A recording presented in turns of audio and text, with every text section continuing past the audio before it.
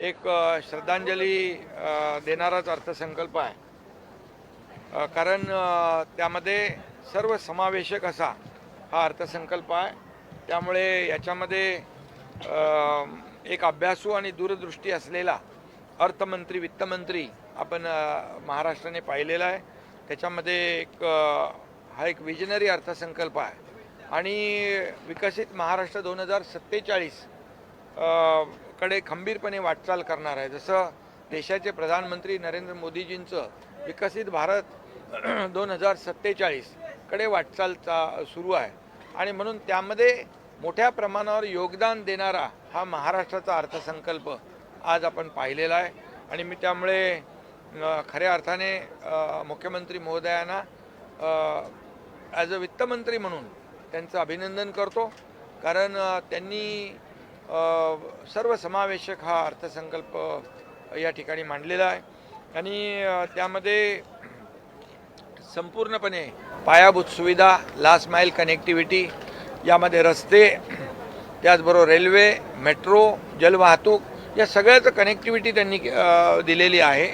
आणि प्रकल्पांवर, पायाभूत सुविधांवर 21% भांडवली खर्चावर जास्तीचा खर्च या अर्थसंकल्पामध्ये आहे.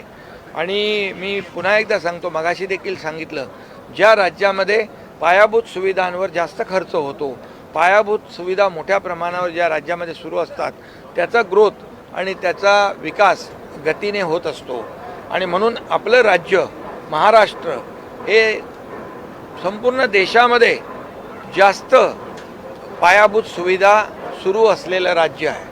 आणि त्यामुळे या माध्यमातून मोठ्या प्रमाणावर पायाभूत सुविधाही आहेत, लोकांना पायाभूत सुविधांचा फायदाही मिळेल आणि एका बाजूने टॅक्सेशनच्या माध्यमातून, GSTच्या माध्यमातून, रेव्हेन्यूच्या माध्यमातून या ठिकाणी राज्याला महसूल देखील मिळेल. आणि म्हणून या अर्थसंकल्पामध्ये खास करून जे मी मुख्यमंत्री असताना देवेंद्रजी, अजितदादा आम्ही मिळून निर्णय घेतला की शेतकऱ्याला कर्जमाफी द्यायची 2 लाखापर्यंत आणि त्याची आज घोषणा झालेली आहे. आणि बळीराजाला या ठिकाणी मोठा दिलासा मिळेल. जे नियमित कर्ज भरणारे आहेत त्यांना 50,000 रुपये इन्सेंटिव्ह जो देण्याचा तोही निर्णय झालेला आहे. त्यामुळे शेतकरी हा खऱ्या अर्थाने आपला अन्नदाता आहे. आणि म्हणून आम्ही नेहमी सांगतो की आपल्या महाराष्ट्राच्या तिजोरीवर पहिला अधिकार बळीराजाचा आहे, शेतकऱ्याचा आहे. हे आजच्या अर्थसंकल्पामधून कर्जमाफी ची घोषणा करून आपण सिद्ध केलेलं आहे. आणि म्हणून आम्ही जे बोलतो ते करून दाखवतो, ते आम्ही करून दाखवलेलं आहे. आणि त्याचबरोबर मुख्यमंत्री माझी लाडकी बहीण योजना जी आहे ती सुरू ठेवलेली आहे. त्याच्यामध्ये कुठले खंड पडू देणार नाही, हे देखील अर्थसंकल्पात त्याची तरतूद केलेली आहे. त्यामुळे जे काही विरोधक वाटत होतं, विरोधकांना सगळे बोलत होते की आता मुख्यमंत्री माझी लाडकी बहीण योजना बंद होणार, परंतु मी पुन्हा एकदा सांगतो, मुख्यमंत्री माझी लाडकी बहीण योजना कुणी किती प्रयत्न केला, कुणी माईकाला लाला, तरी मुख्यमंत्री माझी लाडकी बहीण योजना कधीही बंद होणार नाही. उद्धव ठाकरे यांनी टीका केली अर्थसंकल्पावर. त्यांनी म्हटलं की आणि त्याचबरोबर या ठिकाणी छत्रपती शिवाजी महाराजांचा तिथीप्रमाणे जयंती आहे आणि छत्रपती शिवाजी महाराज बळीराजाला, रयतेला या ठिकाणी सांगायचे की ते रयतेचं राज्य आहे, शेतकऱ्याच्या भाजीच्या देठाला हात लागता कामा नये. आणि त्याच दिवशी ही कर्जमाफीची घोषणा केलेली आहे. खऱ्या अर्थाने छत्रपती शिवाजी महाराजांना हा मानाचा मुजरा आहे. आणि म्हणून त्याचबरोबर हिंदुहृदय सम्राट बाळासाहेब ठाकरे यांच्या जन्मशताब्दीनिमित्त देखील जे स्मारकाचं काम सुरू आहे, पहिला टप्पा पूर्ण झाला आहे, दुसरा टप्पा लवकर पूर्ण होतो आहे, त्याला देखील कुठेही आर्थिक तरतूद कमी पडणार नाही, हे देखील आपण त्याच्यामध्ये हे टाकलेलं आहे. त्याचबरोबर हिंदुहृदय सम्राट बाळासाहेब ठाकरे जन्मशताब्दी निमित्त अनेक लोकाभिमुख कल्याणकारी योजना, महाअभियान आम्ही राबवतो आहे, त्याचं देखील या अर्थसंकल्पामध्ये तरतूद केलेली आहे. आरोग्य आपल्या दारी असेल, त्याचबरोबर गडकोट किल्ल्यांचं संवर्धन असेल, जतन असेल, त्याचबरोबर प्रत्येक महापालिका नगरपालिकेला विकासासाठी निधी असेल, अशा शालेय शिक्षणा मुलांसाठी अनेक स्पर्धा असतील, अशा प्रकारचे अनेक विषय घेऊन रस्ता सुरक्षा मोहीम असेल, अजितदादांचं त्यामुळे ज्येष्ठ नागरिकांसाठी योजना, अशा अनेक योजना जन्मशताब्दीनिमित्त या ठिकाणी हे केलेल्या आहेत.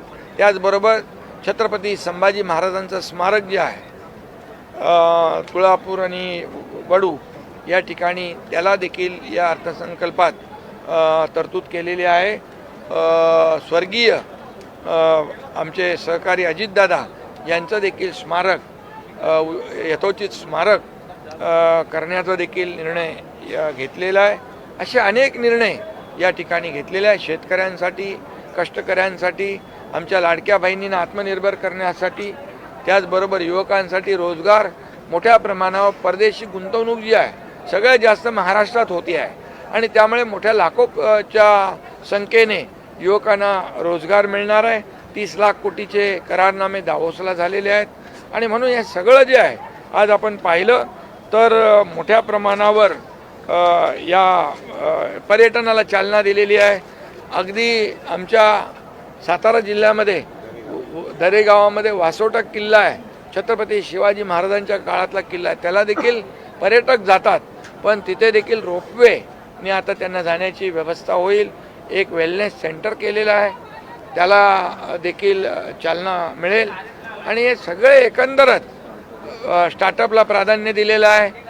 हेल्थमध्ये आरोग्य, मी सांगितलं आरोग्य आपल्या दारी, आम्ही म्हणजे हॉस्पिटल ऑन व्हील अशा प्रकारचं देखील संकल्प केलेला आहे. असं अनेक मला वाटतं खूप मोठ्या प्रमाणावर शिक्षणामध्ये आपण हे केलेलं आहे, मत्स्यसंपदामध्ये आपण केलेलं आहे आणि या सगळ्यामध्ये मोठ्या प्रमाणावर हे करत असताना सगळे नियम पाळलेले आहेत. यामध्ये राजकोषीय तूट ही स्थूल राज्य म्हणजे जे फिस्कल डेफिसिट जे आहे 3% कमी ठेवण्यामध्ये यश मिळालेलं आहे, 2.60. त्याचबरोबर राज्याची महसुली तूट जी आहे ती देखील 1% कमी राहिलेली आहे आणि त्याचबरोबर कर्ज 25% घेण्याची मुभा असते, ते देखील 18.5% आहे. त्यामुळे या सगळ्या नियमांचं पालन करून, सगळ्या योजना सुरू ठेवून, कर्जमाफीची घोषणा करून, नियमामध्ये राहून या ठिकाणी हा अर्थसंकल्प या ठिकाणी यावेळेस मांडलेला आहे. त्यामुळे मी मगाशी म्हणालो की देवेंद्र फडणवीसजी हे त्यांनी तर बजेटचं पुस्तक पण लिहिलं होतं, ते एक चांगले अर्थतज्ज्ञ आहेत आणि त्यांनी त्यांच्या या बजेटमधून एक चांगला अर्थतज्ज्ञ महाराष्ट्राला त्यांच्यातून दिसला आहे, म्हणून मी त्यांना मनापासून धन्यवाद देतो. उद्धव ठाकरे यांनी अर्थसंकल्पावर टीका केली, ते म्हणतात की कर्जमुक्ती ही थाप आहे, निवडणुकीच्या आधी थाप मारली असं ते म्हणतात. खरं म्हणजे काय खरं म्हणजे मी सांगू का, ते एकदा म्हणाले होते बजेटमधलं काय कळत नाही मला, बजेट समजत नाही, बरोबर आहे ना. त्यामुळे त्यांनी बजेट वाचलं पाहिजे खऱ्या अर्थाने आणि ह्या बजेटचं काय जे गांभीर्य आहे त्याचं महत्त्व लक्षात घेतलं पाहिजे. खरं म्हणजे आरोप करणाऱ्याला जे काम करत नाही त्यांना आरोप करणं, विरोधकांना आरोप करण्याशिवाय दुसरं काही शिल्लक राहिलेलं नाही. त्यामुळे 3.5 वर्ष ते आरोपच करतायत आणि आरोपच करतायत. आम्ही आरोपाला कामातून उत्तर देतोय. त्यामुळे आजचा जो अर्थसंकल्प आहे हा अर्थसंकल्प गोरगरीब जनतेसाठी आहे. आम्ही म्हणतो सर्वसामान्यांचं सरकार आहे आणि म्हणून या सर्वसामान्यांसाठी हा अर्थसंकल्प आहे आणि म्हणून त्यांना आरोप करू द्या. थापा मारतात आता थापा पण आता त्यांच्याकडे नाही, तोही आमच्याकडे आलेला आहे. तुम्ही नेहमी भाषणाच्या वेळी गमतीने म्हणता बाळासाहेबांच्या बरोबर असलेला थापा मी सांगतोय, बाळासाहेबांची सेवा करत असलेला थापा. सर तुम्ही नेहमी भाषणामध्ये गमतीने म्हणता, शिंदे सर तुम्ही भाषणात नेहमी गमतीने म्हणता की डॉक्टर एकनाथ शिंदेंनी बरोबर ऑपरेशन केलं, निसर्ग उपचार केंद्र दरेला दिलंय, तिकडे पण डॉक्टर एकनाथ शिंदे उपचार करणार. अरे बाबा, मी वेगवेगळे ऑपरेशन करतो. तिथं वेलनेस सेंटर आहे, नॅचरोपॅथी आहे, तिथे ऑपरेशन करायला मीच जाणार नाही आहे, माझं काम दुसरीकडे आहे. तिथे तिथे कोण उपचार करणार? तिथं अरे बाबा खरा डॉक्टर श्रीकांत शिंदे आहे, समजलं की नाही? आणि आणि आणि आणि तुम्हाला त्या वेलनेस सेंटरमध्ये विरोधकांना देखील आम्ही तिकडे बोलवू, त्यांचा पण जो मानसिक ताणतणाव आहे तो देखील कमी होऊन जाईल. सर तुमच्या योजनेवरची विरोधकांनी टीका केलेली आहे की निवडणुकीच्या आधी 2100 रुपये करणार होते, मात्र आता फक्त तरतूद केलेली आहे मुख्यमंत्री माझी लाडकी बहीण योजनेसाठी, मात्र 2100 रुपये केले नाही. अरे आम्ही सांगतो ना, आम्ही म्हणायचो कर्जमाफी आम्ही करणार, कर्जमाफी या ठिकाणी करून आम्ही दाखवली, बोलतो ते आम्ही करतो, प्रिंटिंग मिस्टेक म्हणणारे आम्ही नाही. आणि आज कर्जमाफी झालेली आहे. त्याचबरोबर तुम्ही आज 2100 रुपयाचं जे लोक म्हणतात, जे लोक कोर्टात गेले ही योजना बंद पाडण्यासाठी, त्यांना तर अधिकारच नाही बोलण्याचा, पण आम्ही जे 2100 रुपये लाडक्या बहिणींचं बोललेलो आहोत ते 2100 रुपये पण योग्य वेळी आम्ही देणार. घोषणा करण्यात आल्या त्या त्याच घोषणा परत आजच्या पहिल्या अर्थसंकल्पीय बजेटमध्ये करण्यात आलं. सोयाबीन 30 सप्टेंबर 2025 पर्यंत ज्यांची कर्ज थकबाकी आहे त्यांना 2 लाखापर्यंत कर्ज माफ करण्याचा निर्णय झालेला आहे. समृद्धी महामार्ग हा तुमचा ड्रीम प्रोजेक्ट. शक्तीपीठ हा जो मार्ग आहे त्याच्यासाठी काही तरतूद केली आहे का? समृद्धी महामार्गाचं काम झालेलं आहे आणि जे शक्तीपीठ आहे त्याचं जमीन अधिग्रहणासाठी लँड ॲक्विजिशनसाठी तरतूद झालेली आहे. सर मुंबई गोवा महामार्गावरती आता टोल बसवला जाणार आहे. तो मुंबई गोवा महामार्ग आमचा राज्य सरकारचा नाही आहे, राष्ट्रीय महामार्ग आहे तो. हाँ, आपने कहा कि मोदी जी के ड्रीम को विकास और गति को आगे बढ़ाने वाला अर्थसंकल्प है, बजट है, संक्षेप में थोड़ा सा बताइए. आज का अर्थसंकल्प जो है ये सर्व समावेशक है. मैं इतना ही कहूँगा कि आज हमारे उप मुख्यमंत्री अजीत दादा हमारे बीच नहीं है, लेकिन जो 11 बार उन्होंने अर्थसंकल्प यहाँ पर पेश किया था वो सर्व समावेशक अर्थसंकल्प और पूरी तरह डिसिप्लिन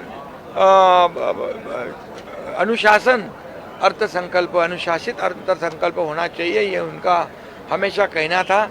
आज देवेंद्र फडणवीस जी ने जो अर्थसंकल्प पेश किया है उसमें ये सही माने में जैसे सर्व समावेशक है, हर किसानों के लिए है, लाडली बहनों के लिए है, युवाओं के लिए है, सभी लोगों के लिए है. एक प्रकार की श्रद्धांजलि अजीत दादा पवार जी को ये दी हुई है. मैं इतना ही कहूँगा कि इसमें पूरी तरह ये इंफ्रास्ट्रक्चर है, एजुकेशन है, यहाँ पर सिंचाई के प्रकल्प है, यहाँ पर किसानों का कर्ज माफ़ किया है, इस पे लाडली बहन योजना शुरू रखने के लिए प्रावधान किया है. कई योजना जो शुरू है वो शुरू रखने के लिए प्रावधान किया गया है. और इसलिए आज कितने बड़े इंफ्रास्ट्रक्चर के प्रोजेक्ट महाराष्ट्र में शुरू है. देश में नंबर 1 प्रोजेक्ट है. महाराष्ट्र स्टार्टअप में नंबर 1 है, जीडीपी में नंबर 1 है, एफडीआई में नंबर 1 है. और इसीलिए ये महाराष्ट्र जो है ये आज हम कहेंगे तो विकसित महाराष्ट्र 2047 के तरफ ये क्या कहते हैं विकसित बढ़ने वाला ये अर्थसंकल्प है. जैसे देश के प्रधानमंत्री नरेंद्र मोदी जी का है विकसित भारत 2047 का जो संकल्प है इसको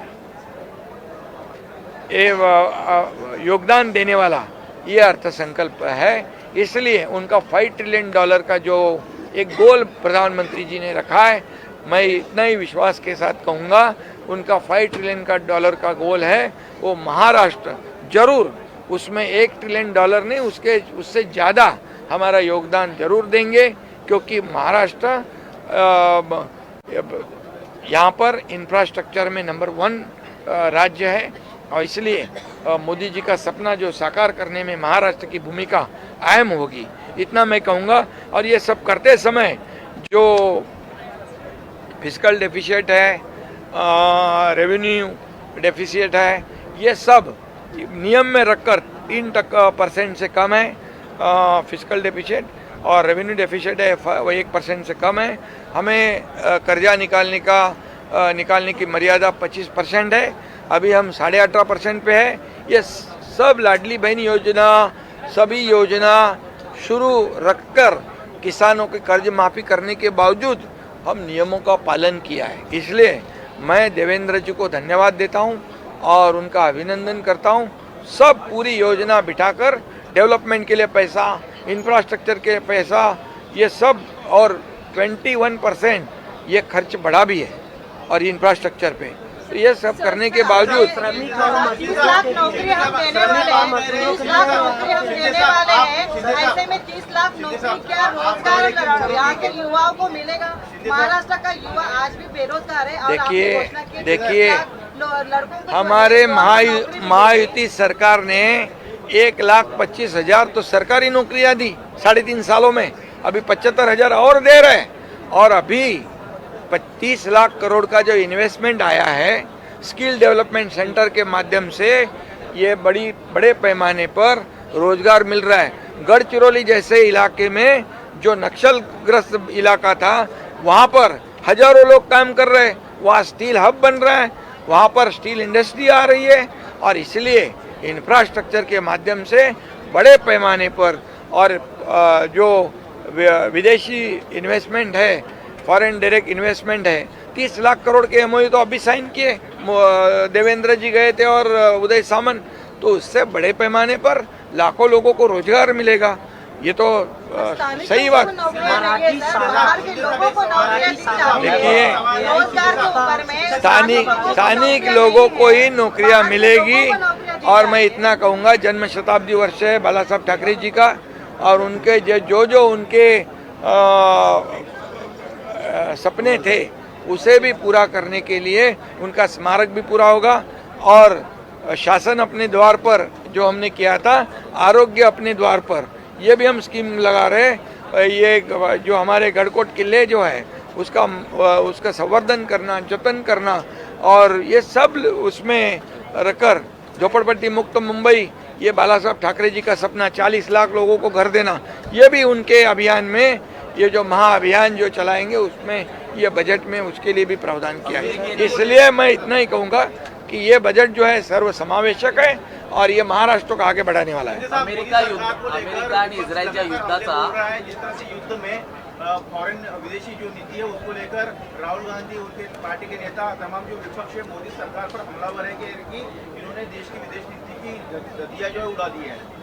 देखिए, हर बार प्रधानमंत्री मोदी जी को बदनाम करना, उन पर आरोप लगाना, उनको टारगेट करना, ये विपक्ष की नीति रही है। ये विपक्ष की एक आदत बन गई है। ये प्रदेश में जाके, विदेश में जाके भी हमारे देश की बदनामी करते हैं, प्रधानमंत्री जी की बदनामी करते हैं। ये क्या देश प्रेम है? ये क्या देशभक्ति है? ये तो मैं कहूँगा देशद्रोह है। ये किसकी बात करते हैं? पाकिस्तान जब ऑपरेशन सिंदूर के समय में ये सब लोग पाकिस्तान की बोली बोल रहे थे। इनका प्रेम पाकिस्तान के ऊपर है क्या हिंदुस्तान के ऊपर है? और इसलिए मोदी जी के ऊपर कितने भी आरोप लगाओ, जितने आरोप लगाओगे उतनी देश की जनता उनके साथ चलेगी। और इसलिए मैं कहूँगा 2014 का इतिहास देखो, 2014 से पहले जितने स्कैम देखो, 2G स्पेक्ट्रम, कोयला घोटाला, कॉमनवेल्थ घोटाला, चारा घोटाला, और कौन सा घोटाला है, कितने घोटाले बहुत सारे हो गए। 2014 के बाद विपक्ष को एक भी दाग मोदी जी के ऊपर लगाने की हिम्मत की है? नहीं की है। इसलिए ये प्रदेश में जाके पाकिस्तान को लेके, अमेरिका को लेके मोदी जी के ऊपर आरोप लगाते। ये आरोप लगाना उचित नहीं है। प्रधानमंत्री जी को ये बार बार टारगेट करने का काम जो कांग्रेस कर रही है, इनको जनता उनकी जगह दिखा देगी। और जनता ये तो अभी अपना भारत मंडपम में दुनिया के लोग आए थे। ये इंडिया AI समिट में, वहाँ तो चड्डी बनियान गैंग बन के गए ये कांग्रेस वाले। ये क्या सिखाते हैं? ये पूरी देश की, खुद की पार्टी के तो बेइज्जत कर दी उन्होंने। लेकिन विदेशी लोगों के सामने हमारी जो संस्कृति है उसको भी बिगाड़ने का काम उन्होंने किया, इसलिए मैं उनकी कड़ी निंदा करता हूँ. युद्धाची झळ आहे ही भारतालाही पोचू लागलेली आहे. व्यावसायिक पुरवठ्यातले जे गॅस आहेत त्यावरती आता निर्बंध येताना पाहायला मिळतात. येणाऱ्या काळांमध्ये यामध्ये केंद्र सरकारचं पूर्ण लक्ष आहे, मोदीजींचं लक्ष आहे, परराष्ट्र मंत्रालयाचं लक्ष आहे आणि महाराष्ट्राला, देशाला यामध्ये झळ पोचणार नाही याच्या बाबतीमध्ये ते काळजी घेतील.